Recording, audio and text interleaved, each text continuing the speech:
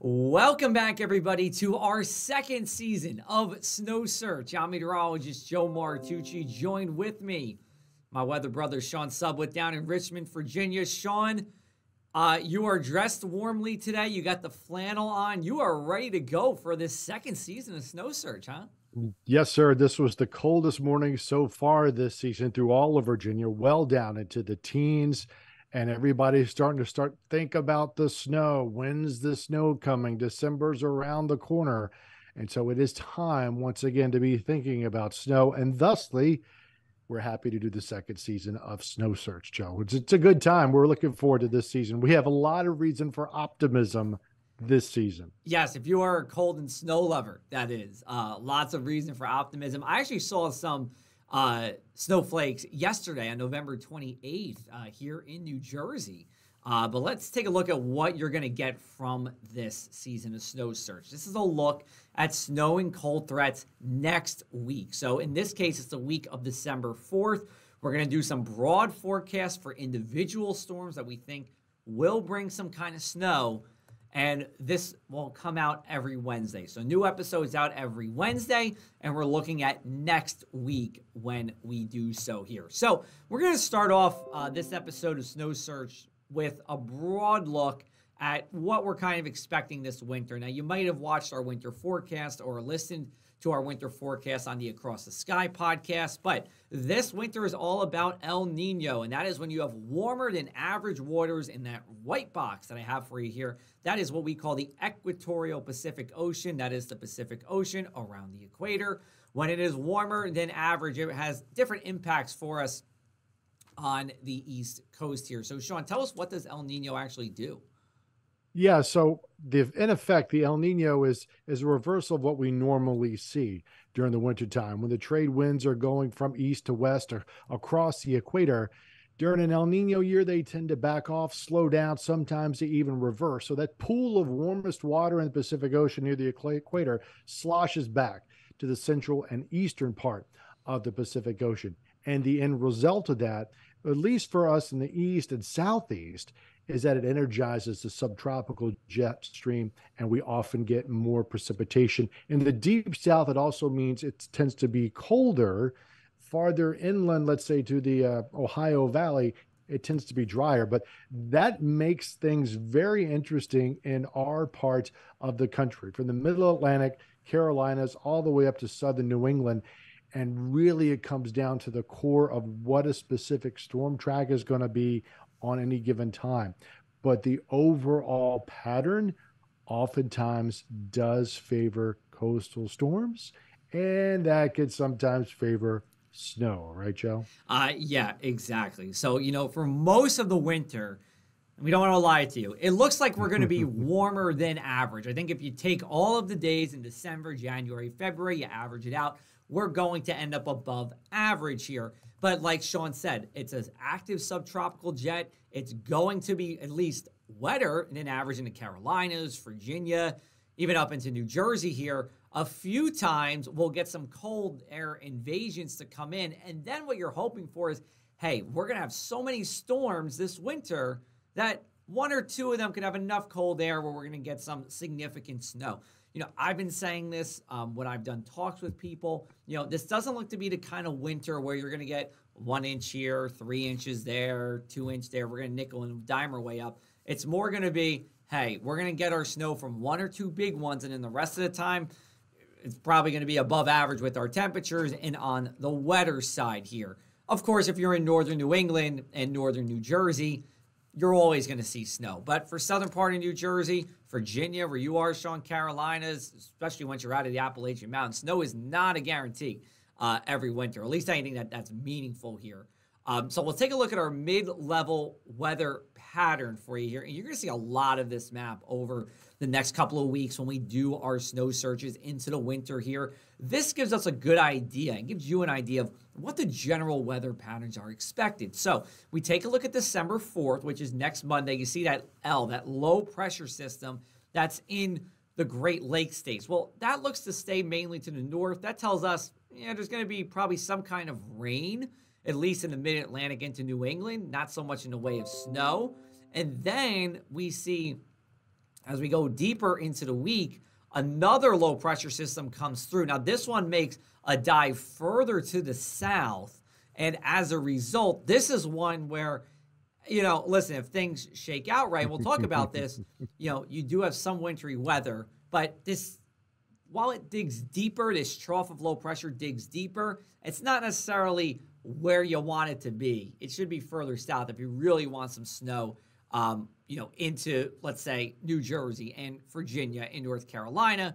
And then that backs out as we go into the end of next week and we start to mild it on up. So, Sean, take us through the temperatures a mile high. And the reason why we do this is because it gives us an idea of where that rain snow line could be.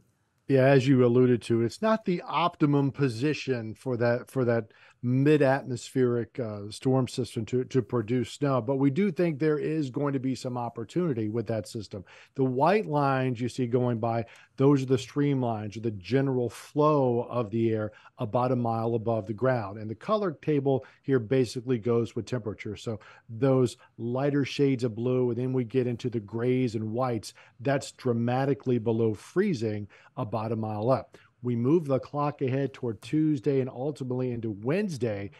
You see that little chunk of very cold air, coincident with what Joe was talking about earlier, diving down into the Ohio Valley and the Middle Atlantic. And the little spiral you see there near Atlantic City, that's where the core of the spin is. They had an area of low pressure.